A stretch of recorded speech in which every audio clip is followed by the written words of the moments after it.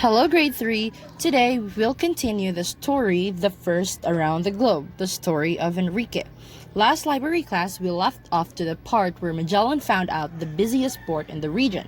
So now, let's find out what happened next. At midnight, Magellan left Cebu with 60 armed Spaniards and a fleet of several hundred Cebuanos. They planned to attack the small island of Mactan under cover of darkness.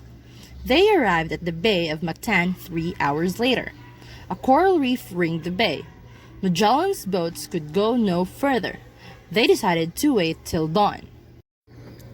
At dawn, the tide began to ebb. The Spaniards were forced to leave their longboats in water up to their waists. Raja Humabon offered his men to help. Magellan proudly refused. He believed that one fully armed Spanish soldier could defeat 100 natives. Some 50 Spanish soldiers waded slowly towards the Mactan shore. When they were within a bow shot of the beach, Magellan's men began firing. The Spaniards had expected a fight. To their surprise, some 1,500 armed warriors were waiting for them. The Spanish crew that remained on board frantically aimed their bombards, small cannons, at the shore, but the enemy was beyond the range of their cannonballs. The soldiers could not reload their rifles in the water. Each time they tried, the seawater wet the matchlocks. The islanders also had wooden shields to protect them from Spanish arrows.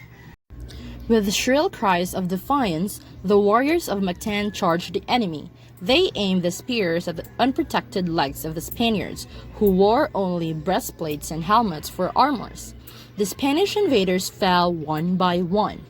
The two armies fought knee-deep in water. Magellan ordered his men to withdraw, but most fled in panic.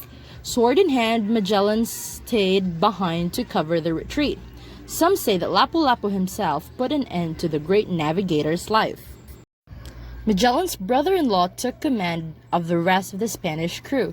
Earlier, Raja Humabon had promised to give jewels to the Spanish king as a gift. Now, Enrique was ordered to go to the Raja to collect the jewels. The new commander threatened to flog him if he did not obey. He told Enrique that although his master was dead, he was still a slave. Enrique went ashore with the commander's message. We don't know exactly what Enrique and the Raja talked about, but both men knew by now that the Spaniards had not come in peace. Enrique went back and told the Spaniards that Raja Humabon was inviting them to a banquet lunch. He said the Raja would give them the jewels he had promised. At least 20 Spaniards went ashore. All, except for a few who escaped, were killed by Humabon's men. After the slaughter, the last of Magellan's men left Cebu in a hurry. In Bohol, they burned one of the caravels because they had too few men to handle her. On their homeward voyage, the crew lost another ship, which foundered in the Spice Islands. Only one ship made it back to Spain. In 1565, some 44 years after Magellan died, another ship appeared on the Philippine horizon. On board was Miguel Lopez de Legazpi. The colonization of the Philippine Islands has begun. Before he met Enrique, Magellan had only traveled as far as Sabah in northern Borneo. Since he died in Mactan, he never quite completed the full circumnavigation of the globe. A Spanish explorer, Sebastian Delcano, is said to have made the first continuous voyage around the earth. But he finished the trip over a year after Enrique returned to Cebu in 1521.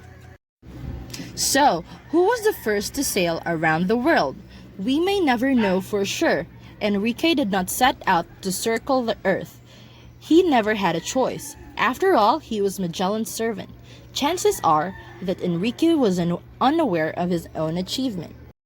During his travels with Magellan, Enrique crossed oceans and continents and met many different people along the way. He saw more of the world than most people in his time. Now, he was back among his fellow islanders. He probably lived the rest of his life in the land of his birth, the first man, a Filipino, to travel around the globe.